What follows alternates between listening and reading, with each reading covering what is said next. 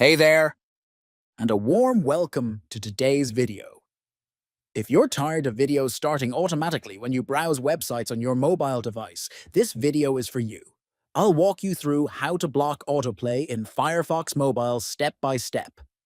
Let's jump right into the tutorial. First, open the Firefox browser app on your mobile device. Next, tap the three vertical dots located at the top right corner of the screen. Then, from the drop-down menu, select Settings. After that, scroll down and tap on Site Settings. Now, choose Autoplay from the list.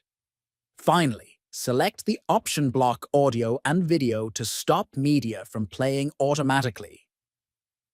That's it. Your browser will now prevent websites from autoplaying videos and sounds. Thanks for watching.